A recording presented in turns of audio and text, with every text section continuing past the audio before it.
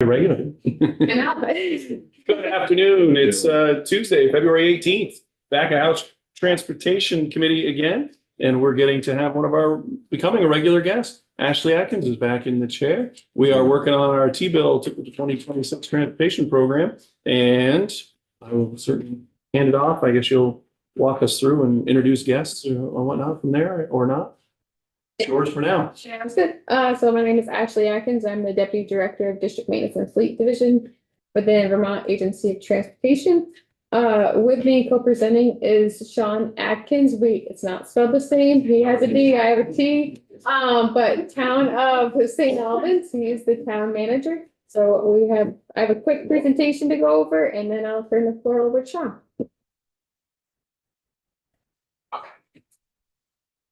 Got our T-bill language here, section 2.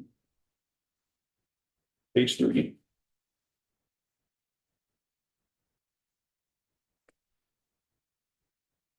All right. So here is the map of the proposed class 1 from the intersection. I did have a mistake. It's not Walnut Street, it is Adams Street and 36 to the intersection of Vermont 36 and Hathaway Point Road. So there's 2 magenta little thumbtacks on the map for the class 1 limits. So class 1 town highways are connected links to the state highway system. Thus, class 1 highways have the same weight and size limits as a state highway system would. V-Trans is responsible for periodic repaving of class 1 town highways, usually following a schedule similar to the state highway system. The purpose of a relinquishment is to shift responsibility of maintenance and control of a segment of highway from the state to a town. Once relinquished, the segment retains its legal character as a public highway, subject to all relevant provisions of Title 19, but is now under the day-to-day control of the town rather than the state. The benefits for municipality to take over class 1 is the design, control, and flexibility.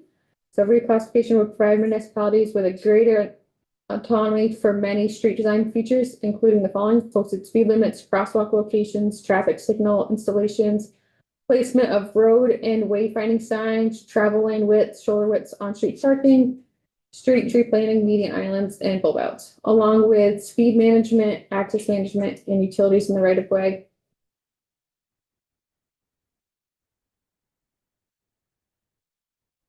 So the process for relinquishment, except in the case authorized by the Superior Court when a state highway is relocated, only the General Assembly may transfer a highway to or from a state responsibility. Municipality may request that the agency review a proposal for the state to take over a town highway by addressing the DTA, as the District Transportation Administrator, the individuals that are located on that map, in writing, stating the basis of the request. If and after analyzing the situation, V-Trans feels the suggestion has merit, then V-Trans will make a recommendation to the General Assembly supporting the takeover. If V-Trans does not agree, the municipality may request that its elected representative to the General Assembly take direct action by sponsoring legislation authorizing this takeover. So this is the proposed statutory change in the language, and I'll just read the first part. Is pursuant to 19 VSA 15 parentheses 11 or parentheses 2, sorry. The General Assembly authorizes the Secretary of Transportation to enter into an agreement with the town of St. Albans to relinquish a segment of the state highway in the town of St. Albans known as Vermont 36. And then it goes into the exact location of this location for the class 1, proposed class 1. And I'll turn it over to Sean. And I'm going to just speak for a second while we're transitioning. Just perhaps I didn't make it clear to all the 5 new members and those of us learning our new spots here that are returning. You have a 10-page T-bill drafted language as submitted that our lead counsel walked us through. And the first section was pretty much definitions and introduction. And section 2, starting right there off, is this piece. So if you're looking to follow along and what will happen, we'll hear from the spots, and then if there's questions, any other additional testimony that's needed, whatnot, we will in effect go and check off that we agree section by section at some point through our committee discussions and through the piece and we try to check off all the sections that are covered in the 10 pages during the timeline that we talked about. So if there's any concerns about it, this will become your time after the next piece. So thank you very much, Ashley. Thank you.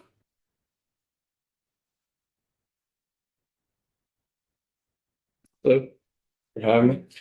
I'm not quite sure how this works, so I can either just kind of do a spiel or answer questions. Or... Start by identifying yourself for the record and start are what you do, and then tell us why St. Albans Town wants to take over this road. Yeah. Sean Adkins, town manager for St. Albans. I know I'm talking to some of them, you know, obviously the state would like everybody to take over as many roads as possible. We're gonna keep it limited to just this stretch for right now. Two bigger projects that are in like the immediate 5 or so year window are the Georgia Shore Lake Road intersection, if you can call it that. There is a stop sign there, but it's kind of a winding road, and thankfully people are pretty safe on that road. But we essentially all have an understanding to stop at the end of the road before you take the right to go to the park. That's just, in my opinion, could be a pretty messy intersection. So as we kind of work towards, you know, just our long-term plans within the historic bay, we think that that's a fairly easy and straightforward project. In fact, I believe V-Trans in the town have done studies on what the best solution would be in that location with a 3 or 4-way stop, because it depends on if you consider the pier a street.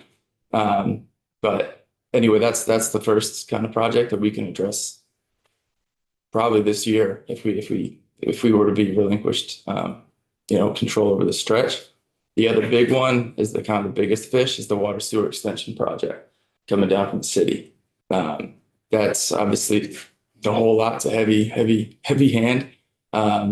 That'll take, you know, a lot of pretty much all hands on deck. We're already talking to the city, and Aldrich and Elliott is the engineering firm working with us on that. So I think we just applied to be put on the list of prioritized projects within the town or within the state, and you know, we're moving that project forward. So that's a heavy lift to be a lot bigger than the intersection stop signs, but you know, taking this step, I think it's been. Somebody said today here is 20 years. I think the town's been looking into this. So it's not just something off the cuff or anything light that we're, you know, lighthearted that we're taking. So we're hoping this is going to be a good step. Is there any bridges on the stretch, or what's the condition of the pavement? Just wondering the condition of this asset that you're basically taking over now. The liability maybe on your guys' end. Yeah, from what I understand, I mean, you drive it every day. I think it's in pretty fine shape for all I know about paving, which is not a whole lot. But I know that part of the discussions before were, could V-Trans or the state repave it every 15 years? I know that's part of the discussion. We in our town, we do our roads every 10 years. That's on that kind of schedule. I'm not sure what the state schedule is in terms of that, where the town was asking for 15, but it kind of would suggest that maybe the state does it 20 or something. I'm not sure. Bless you. But right now, I'd say the road's in pretty good shape. You're responsible for that now, right? And if there are any bridges on there, you'd be responsible. Yeah, the bridge, Black Bridge is at the end of the stretch. Oh, So, okay. yeah. And we own the bridge, but I believe we own the bridge, but do you know the setup there? It's an interesting setup there. I think we own the physical bridge, but V-Trans paves it or something like that. Was there a vote on the select board to signify that you wanted to take this over, or is this you're saying that you want to take this? No, it's from the select board. So you have a document or a piece of paper that you can get. Absolutely. That'd be great. It's been my predecessor, and it's been a long-standing thing. It wasn't a recent meeting, just saying, I'm sorry. The meeting was in the last year or years ago, you're saying? Since I've been here, there's been several of the talks about it. So every time we do it, they bring it up, and they come to me and say, "Hey, how are we doing on this?" Okay, so it's a long-standing. Yeah. But not, I thought it was like a recent. Not anything thing, but- recent. Oh, no. This is a very long-standing. Yeah. Is there a way that you can get something like this? Without a doubt, yeah. Yeah. That'd be just good to have somebody, Yeah. not that'd be an issue, but it'd be good that's good. Yeah. You guys are behind it, yeah. Representative, I'm gonna also, we have a phone a friend in the back of the room. Do not give me a new title. Michelle Boomhauer, Vermont Agency of Transportation. Yeah, this was actually a piece of legislation that we brought in, like, with the T-bill just before COVID hit and we all had to leave. And so, it's something we certainly have been working on for a long time with the town, and it has resurfaced again this past year. Essentially, we've been having some back and forth conversations over the past several months as something the town really wants to move forward on. So it's good to see that prior select boards, maybe some of the members are still on, have supported this, and it continues to be a priority for the community. And I will also say that with class 1 town highways, and Ashley can confirm or deny, but I believe the situation is that when there's a periodic reconstruction of the highway needed, the agency will come in and assist with that. Correct, yes, we'll do the pavement in the periodic cycle that section of road might have, along with the yellow center line striping. And we also have another audience member that's looking. I definitely know there's more hands, but please, Representative. Yeah, Representative Lynn Dickinson, I represent St. Albans Town. I have lived in St. Albans now over 51 years. I lived in the city and now I've lived in the town at least 20 years or more in each. I can't remember the exact number. This has always been an issue. It also is more than just about the road. It is about the fact that St. Albans Bay is where that intersection is, which is one of the more important sources of pollution that we have and sources of water, clean water that we're looking at in the state for Lake Champlain. And there's a lot of development along that shoreline and down near the town at the village there that is in that intersection area. And it would be important, very, very important, for the sake of the water and for the sake of a whole lot of other things, to have that water and sewer situation and that opportunity to go and work with the city and do that and extend that to that area. It would have economic development potential, but it certainly is a clean water issue. Like camps and things along, when you go beyond Hathaway Point Road, over that, we've got potential to do things, but we've got to start somewhere. And the other thing is that the city and town have not always been cooperative together, to put it mildly. They haven't always gotten along, but we have in fact resolved the water and sewer situation for the city and town in the last year, 2 years.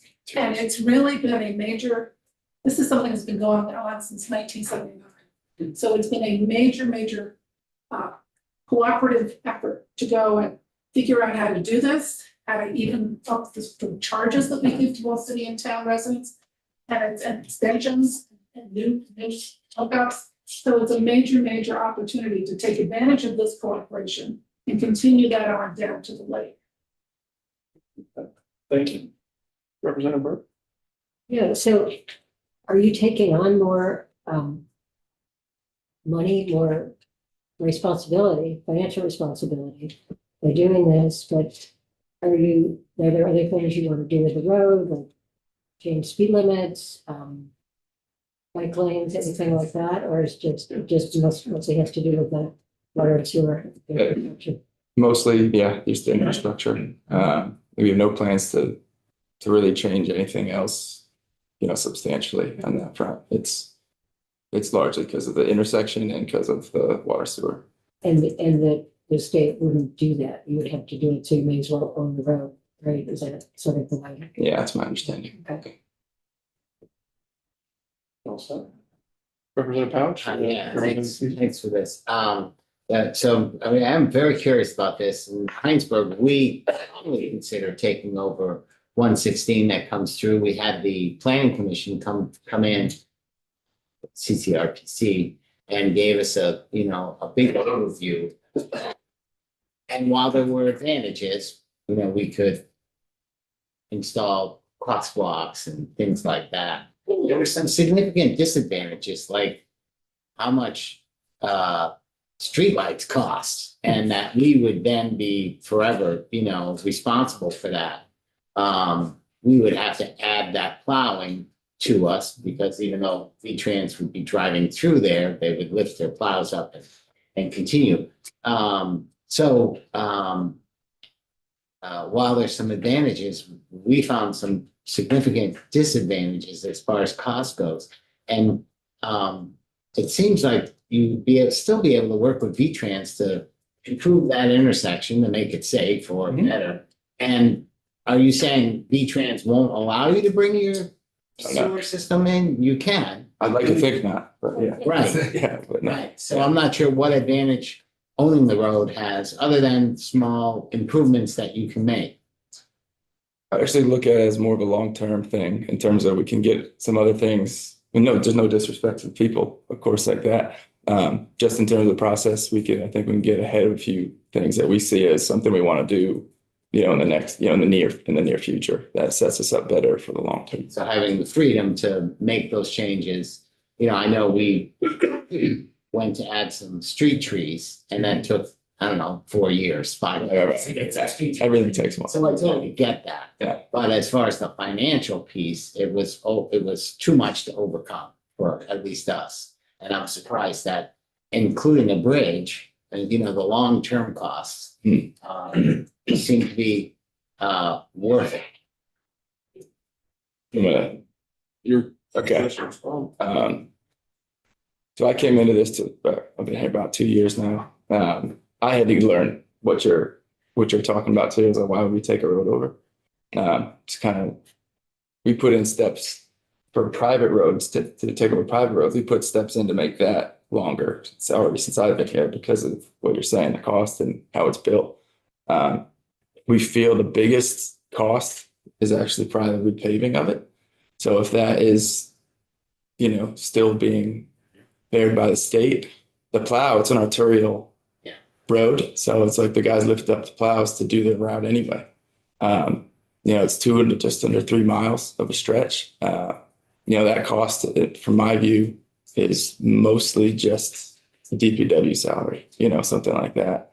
I looked for stuff that, I was like, I do anything, pros and cons, and I really didn't see as many for us that maybe you might have had in your area. Thank you. Representative Keiser and then Representative McCoy. I think probably Representative Couch had nailed it on the head. So basically, this is just for flexibility for this town and the city. Is that correct? You could say that, yeah. Okay, so you want to pay money for flexibility. I get it. Thank you. Representative McCoy. So, yeah, that was my concern, because we in Frank's owns from 140. We have to maintain it, we have to plow it, we have to pave it. It's a huge expense. I mean, it's a long road, several miles. I'm not quite sure how many miles this is. Just under 3. Okay, so is this the same road that when Representative McCarthy sat here and we talked about? From 2 years ago? Remember that? No, we're talking about the one pre-COVID, because he also had the issue at the end of up by the Walmart and whatnot, when he was in for that too, though. So, Which road was this? yeah, Michelle Boomhauer, That's not. so when two different- Representative McCarthy was on the committee, just before Oh, okay. COVID, that's when this road was This first was- talked about. Okay. And I think the other thing I would just throw in there here is that, like, for instance, on the intersection that's being discussed, if the town were to wait for the state to do that intersection through the prioritization process, it could take a number of years before it rises to a priority that would allow it to be built with state and federal money. And of course, we know when federal money becomes involved, it gets more complex. Similarly, with the sewer water line extension, if the town owned this property, the right-of-way process would be the municipal right-of-way process versus state right-of-way process, which may also have some time and complexity savings for the town. I didn't want to say that.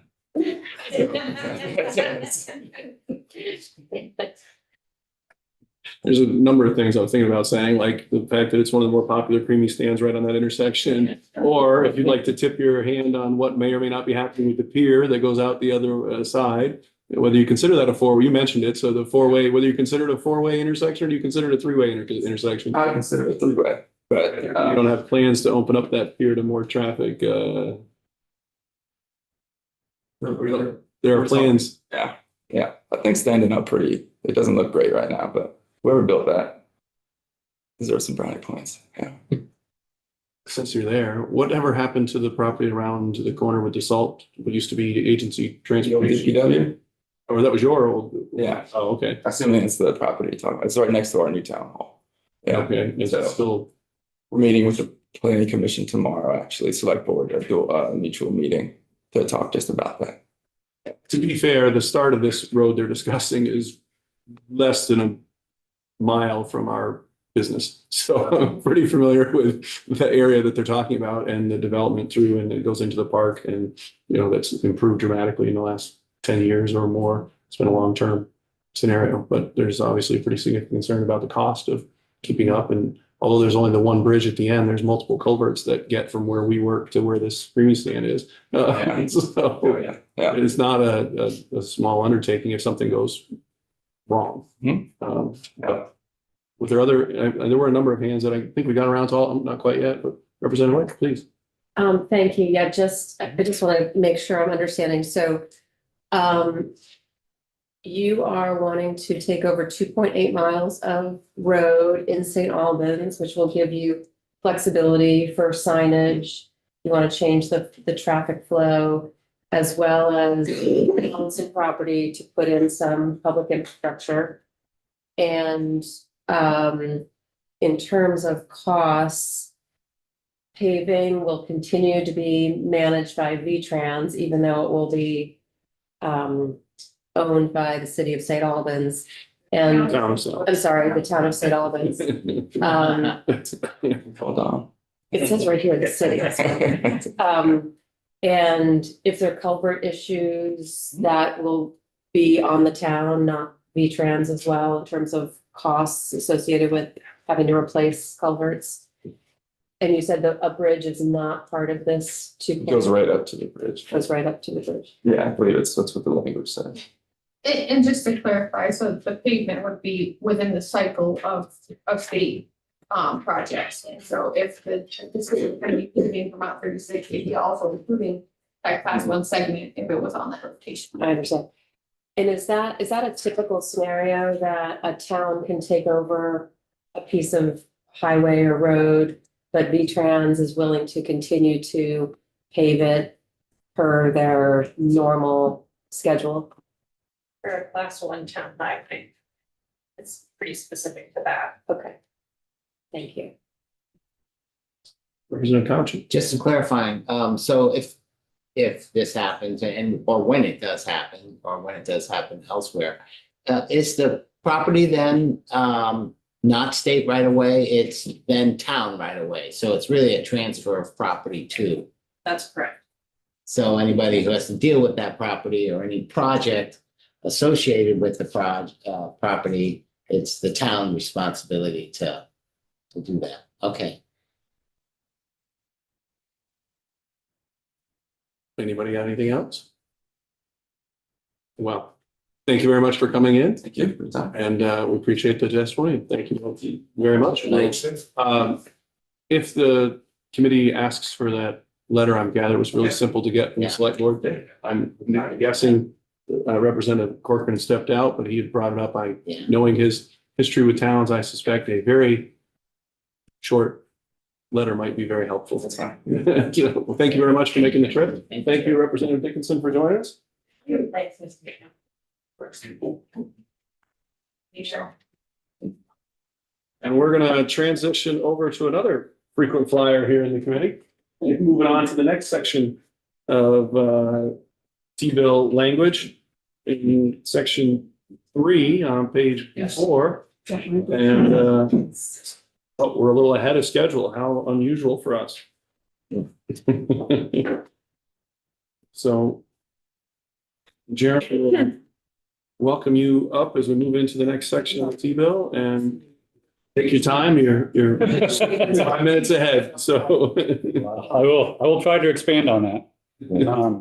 For the record, Jeremy Reed, Chief Engineer for the Agency of Transportation. So section 3 that we're discussing today is targeted towards our municipal projects that are funded with a combination of federal and state funds. And with the passage of IIJA, some of the federal requirements for the payback provisions were relaxed. And what this is attempting to do is basically remove federal highway from the discussion and go back to the default of our grant agreements, which would require payback provisions. The genesis there is that when we issue the grant, these funds become encumbered. And if a town doesn't move a project forward and it just sort of languishes and then ultimately gets canceled, potentially those federal funds could lapse. And so no other town would get it. Or potentially they're just encumbered for years. And even if we can sort of move them around within our accounting systems, you know, essentially another competing town potentially didn't have access to those funds to progress a project. So we look at this as both making sure federal funds don't lapse, but also having some level of commitment from towns when they take a grant to actually see the project through to completion. And really, I can't stress this enough. This basically just goes back to pre-IIJA conditions. This is not like a new effort. This just is what the status quo has been. So I guess my question, if it's going back to the way it was pre-IIJA, then should this be implemented after these funds are exhausted?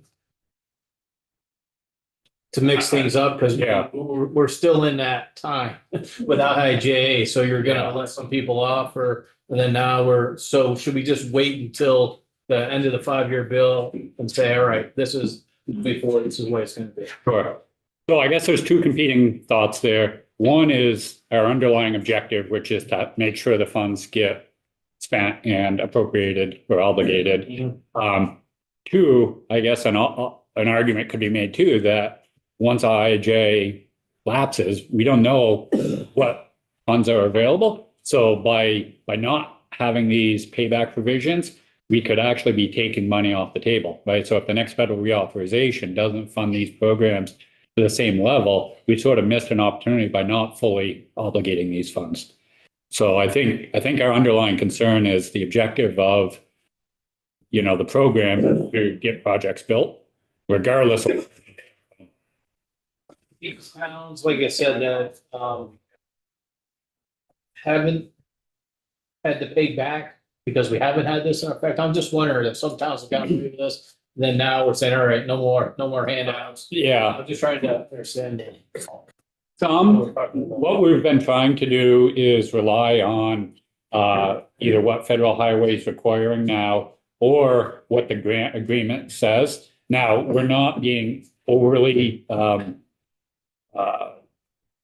aggressive in reading it to the letter. We are trying to work with towns, but yes, have towns received relief? Yes. Now, there's still that opportunity for a town to receive that relief, right? They can petition the secretary or the transportation board and state their case of why it isn't. But we haven't, like, in whole cloth said, okay, nobody has to pay anything back yet. Yeah, no, I'm just trying to figure out the scope of the problem and what the maybe, are we going retroactive back 5 No, years? when this was absolutely first not. Implemented? You could under this way this was written, right? I mean, you go back and say, we want our money now or not. Well, no, I mean, this would not be retroactive. We've already made determinations on all those, and we absolutely would not be retroactively doing it. Really, this is, quite frankly, a byproduct of the inflation we saw 2-3 years ago. A lot of projects did not have enough funding through the grant, so they get canceled. And we saw a huge slug of projects, quite frankly, canceled or terminated, that then we're like, okay, trying to sort through this. And up to this point, it was crystal clear. Federal Highway had a white line. They would say, okay, here's what you need to do.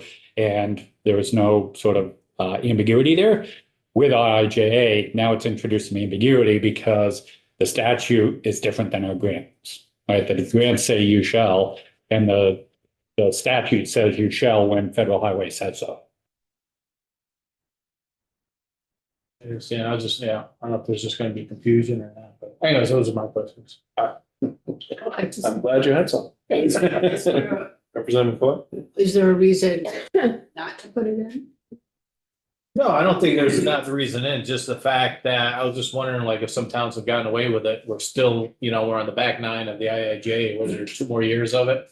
Why just start till this bill's over with, especially if some towns have maybe taken advantage of this loophole, is what I'm saying, Okay, but, so if they have.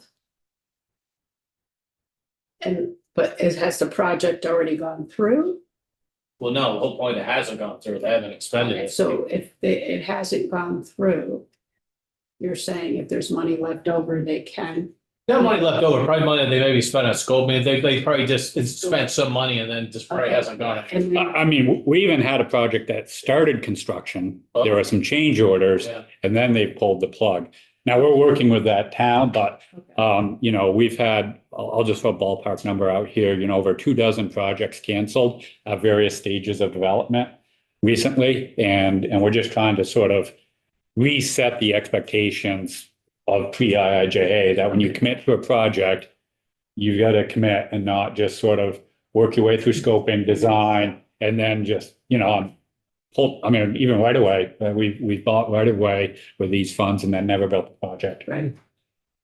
That was my concern, came in with the Bennington bypass south, I spent so much money on it. Go back and say, you owe us some money now.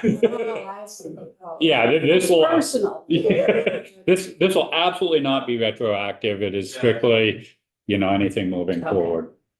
Is there Chairman, the language of referencing, taking out all federal references, is there state transportation, state money then that perhaps we didn't get back in the past? Is that really what, is it?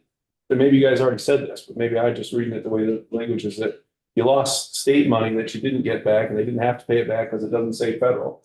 So we have, I'll say, lost state money, right? Because it was sort of, you threw the baby out with the bathwater, so to speak. So, because there was no federal highway requirement payback, it sort of brought all the money, right? And I think our share was pretty small, but I think it would be safe to say that we did not recover all state funds that went to these canceled projects. That's a certainty. Okay. So now you would be able to pursue the state. Well, again, moving forward, we're not looking to retroactively, but yes, with this, we would try to recover all funds, federal or state, or, wherever they came from, essentially, would be, look to be brought back once a project is terminated. Is there some part in here where dates or time of the project, or that I understand you're saying we're not going retroactive, there's the current projects that are out there, the money's being spent, are they not going to, how do we know what the here forward date is versus? Sure, we could certainly work with legislative council to put something like that, like all grants executed after passage or whatever, we can. Well, I guess is there a clear timeline is there need to be a clear timeline? Is it all projects starting moving forward or already in existence, already partway through, or, does there need to be a timeline? Well, that's what I was thinking is, yeah, we're on the same line, like going in there, I was saying like after, but we could do before, but I would definitely put the time. I think we would be 100% comfortable saying upon passage, any grant agreement executed. An agreement executed going forward, and that is also part of it, is it's federal versus state, all funds that, I don't know what other states, there's no county funds, I guess, in this. No, but There's no, in theory, you might be able to tack on some USDA funds or something. I don't have anything in mind, but It doesn't say highway specific, it does say federal, I guess, but it doesn't. Anyway, there is state funds available there, and there doesn't seem to be maybe there is, but maybe there isn't. I appreciate that you're saying you're willing to work with Ledge Council that would say some kind of starting date, and not that the effective date doesn't come in when we pass the bill, but should we pass the bill and keep it, but it doesn't define this, the grant agreement. So if you're willing to, I would be interested in this. If anybody else has any question on that, some kind of timeline effective date related to, and whatever you define them as, you call them all projects or grant, I guess it's all grants, all projects. Yeah, I think we'd probably do any grant extension after passage or something like that. Or we want to, I think we want a little bit of a follow-up perhaps there. We'll get that in discussion too, but it's not entirely up just to me. Representative Lally, you have a question? Yeah, I was just wondering, given our very limited funds these days, if would the money, is the money that you could potentially get back, is it fungible? Could you repurpose it for another project? Yes, Okay, great. within that same program. Okay, Right, so we couldn't take a transportation alternatives project, claw it back and then put it into okay. state paving, right? It would stay within the transportation alternatives program. But both the state and the federal monies would be, could be repurposed. Okay, that's Yep. something very Yep. important. And one other, on the following page, it talks about the T-board sort of holding some appellate authority. And it didn't make it into this draft, but we'd also like to strike the 30 days for the hearing and 30 days for the decision, just because what we found is towns would appeal to the T-board and you can't possibly go through discovery and everything in that 30 days. We had one example earlier this year where both us and the town kind of petitioned the T-board to say, like, let's not rush this. It's Thanksgiving week. Let's take our time. And the T-board felt that this language was pretty specific and nobody really knew the intent of it. So I think our proposal would also to eliminate both of those time requirements. Do you have Go ahead. do you have a suggestion? Like, I think it can't be unlimited. That was my mind. Well, actually, I think it can, because in every other T-board case, I don't believe there's any time frame. So there's a time frame for them to appeal to the T-board, but Okay. then, there's sort of discovery orders and things like that where it'll just take its natural flow. It wouldn't, it's in everybody's best interest to reach resolution, and I'm not aware of any other timeframes attached to it. Do you have an average of Gonna do something like that. length of time for somebody who petitions the board? Like, I've never been personally involved with one with a town. I will say, as a general practice, we try to either go to mediation, have numerous settlement discussions and things like that, which again, these basically, negate that possibility. So, nobody wants these things lingering, and depending on the complexity, I've seen stuff at the T-board for almost a year, just if you have a protracted settlement timeframe.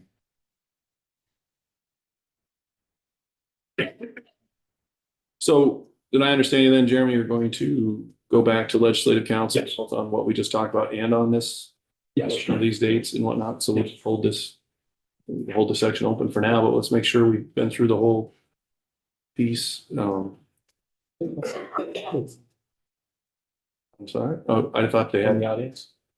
Oh, I'm sorry, please.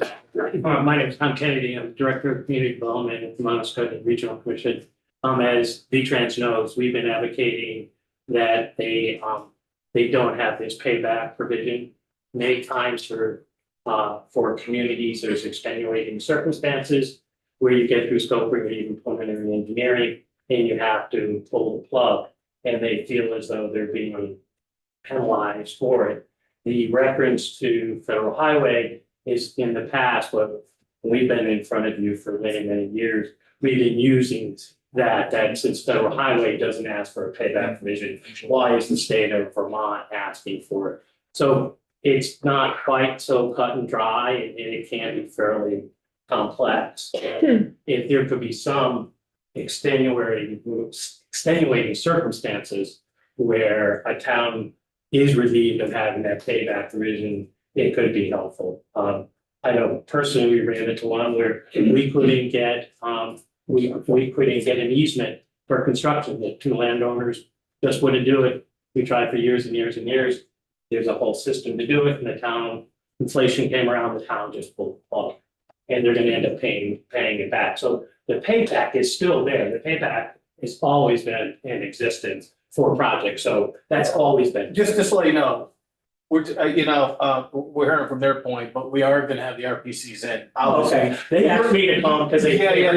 So you're gonna be invited back Yeah, again. that's fine. I'm I'm just, appreciate the clear. I'm the messenger. Yeah, no, absolutely. And I think that's a great spot, especially given the amount of, we're hearing, the bill comes out for those of, and I should have been more clear, I think, the T-bill came out with, and our ledge council walked us through us now, and the agency is the one that recommended it, and so now they're going to testify to their version of each of them, and then we will have people come back in. Now, in the case of the one we just did, they were here at the same time. This one doesn't have, but we already have notes about having either Montlease City and Towns or regional development come in. But we're happy to have your feedback here because they're already clearly going back to the drawing board on this section to some degree or another. Not, maybe that's not the right terms, but there's already some areas to work on, and we definitely we'll go to that. So, and then part of our committee discussion will be, is there anyone else that we need to hear from on any of these sections? If anybody else need any additional, but if you have more, I didn't want to catch on, but I really appreciate it. No, we just wanted the opportunity. I was in the building testifying on something else. I said, while you're here, could you come and sit in the room? So, here I am. Well, Being and official. the Regional Planning Commission name came up on something else we're working on, so if you're not in a big hurry, stick around. No, I'm sticking around. I'm here. And our apologies, Jeremy, did you have any responses to any of that? And then I would just say all of the sort of discretion related to extenuating circumstances remains intact. So that sort of ability to petition both the secretary and the T-board and demonstrate, look, we couldn't get right away, this wasn't our fault. All of that remains intact. All we're doing is removing the reference of federal highway. Okay, Representative, I'm not sure which one to allow here, White, flip a coin for it. Thank you. Yeah, I was just going to ask you, I thought I read that there was some language about working with the municipality to determine if it was their fault that it was canceled. If not, there would be some ability to reduce. Exactly, right. So it's sort of a multi-step process. Generally, a determination's made at the Municipal Assistance Bureau level. Then the town can petition the secretary for an official determination, and then the town, if still aggrieved, can go to the T-board. And every step of that process gives some discretion for some of these extraneous events that weren't anticipated, and it's still in here. Basically cancellation of the project by the municipality or other local sponsor due to circumstances or events wholly or partly within the municipalities or other local sponsors' control. So that's sort of the threshold. Did the local sponsor or municipality have, basically the ability to control the project? Okay.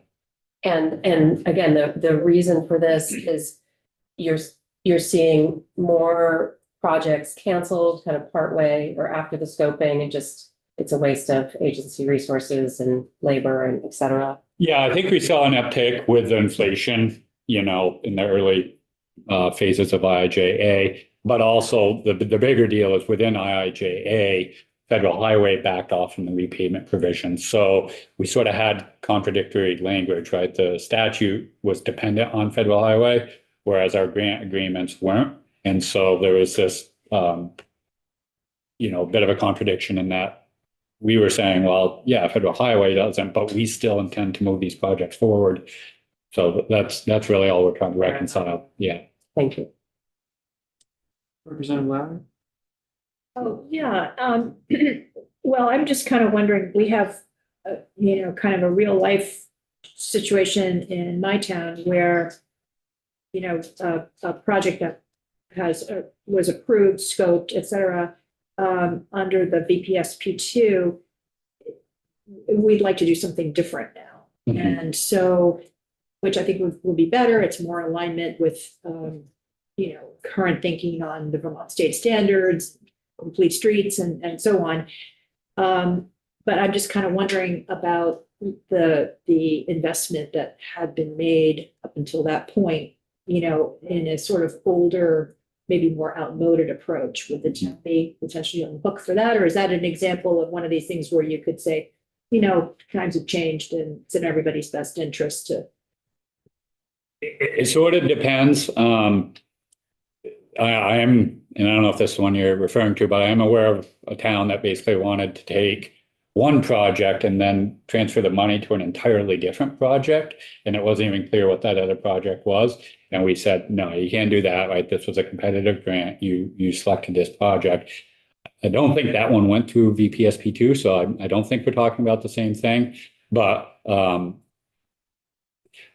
guess what I would say is if the town just changed their mind, yes, we would be looking for repayment.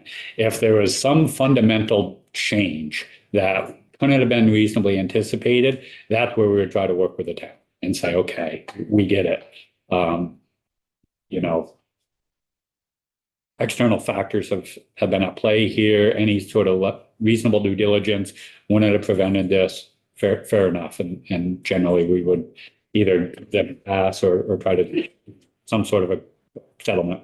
Yeah, I mean, I think in this instance, what the town is hoping to do would end up being something that would be less expensive. Mhm. So, but you're just kind of wondering if the process would anticipate the ability to have some flexibility about those determinations, because, I do have some concerns when we are about to, in the next couple of years, have these new state standards. They're going to be very much more context sensitive. And meanwhile, we may have had a bunch of projects that were scoped that were kind of more old school. And, it seems like there would be some cost savings in doing things the new way, but that also may entail some other.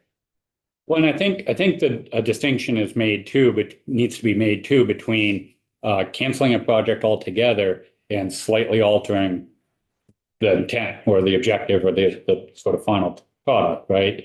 And so principally, this is for canceled projects.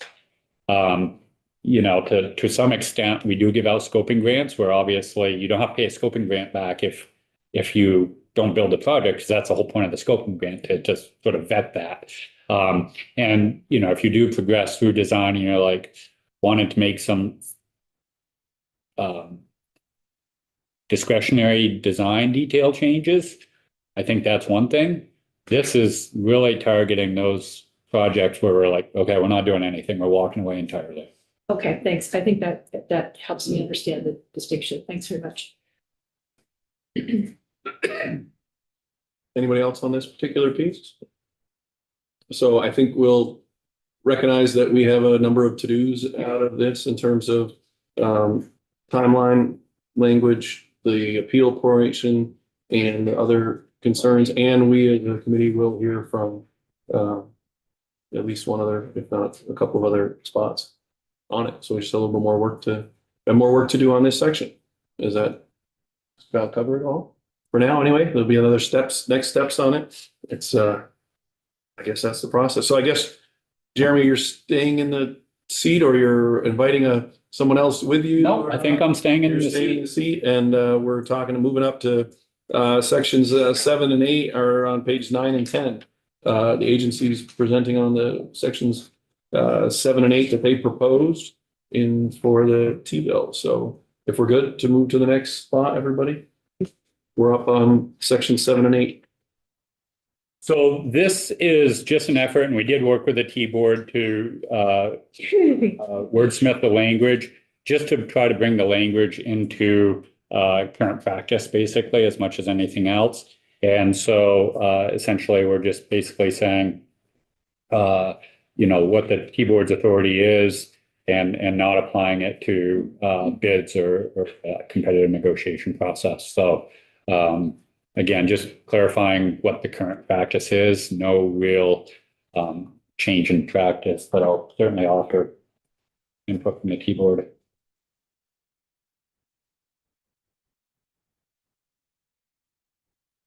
Would this request generate from the T-board?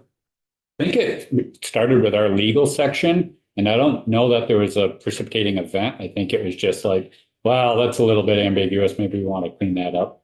Or I was just wondering if something triggered there, there was some bad precedent. I'm not aware of one.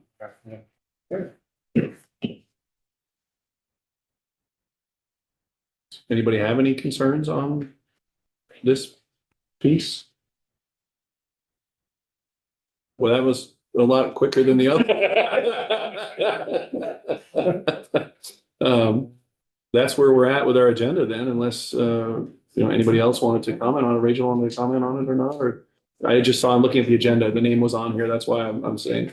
Yeah, I'm Rachel Dimitruk. I'm the Executive Secretary of the Transportation Board, and this is my chair, Pam Loranger, from Chittenden. And just quickly, it did originate with the Agency of Transportation. The language was negotiated between the Transportation Board and the agency through a long series of emails and also meetings.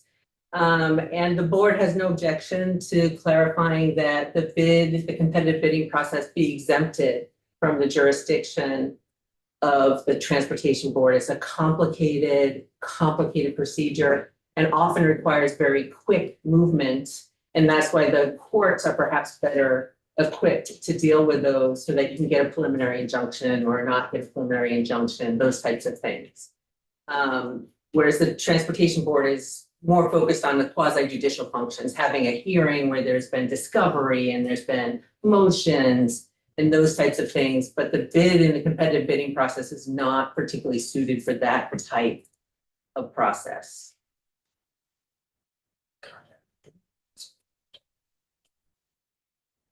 Trying to think who else we should hear from there, the contractors. I'm just, like a different perspective. Would they want to weigh in on this? I certainly wouldn't have any concerns, I'm sure. Yeah, that's what I was saying. I mean, I'm just, we talk about bids and stuff like that. I mean, I'm sure they're fine, but I'm just, covering our bases here, if they weigh in. Several years ago, the board did have a case where there was competitive bidding issue, and the board did take jurisdiction, but then it dismissed for lack of jurisdiction based on something else. So we haven't actually done a competitive bidding case. Oh, okay. In the time. So it's firm. Yeah, we've been in existence since 1975, and as far as I know, that was the only time a competitive bidding process came through us. Folks would rather go through the courts. Oh, okay. As far as I know. Yeah. And that's my understanding as well. I'm aware of a couple like pre-qualification issues that did end up in the courts. And I think, as Rachel said, just the timeliness of it and the ability to, dispatch of that as, quickly as possible. This is literally the practice, the way it works now. Yeah, this is just reconciling. You're all set? Yeah. Okay, well then we don't need to, we'll see if anybody else wants to comment it. I'll check on that piece of it and, otherwise, we'll use the extra few minutes to start our next section then, I guess. Thank you very much for coming in. I appreciate you weighing in and clarifying. That makes everybody feel a little bit better about the negotiation piece between the board and the agency. And Jeremy, thank you very much again. Oh, Patrick just left. We are going to move on to unless you want to take 5 minutes first and then move to a committee discussion.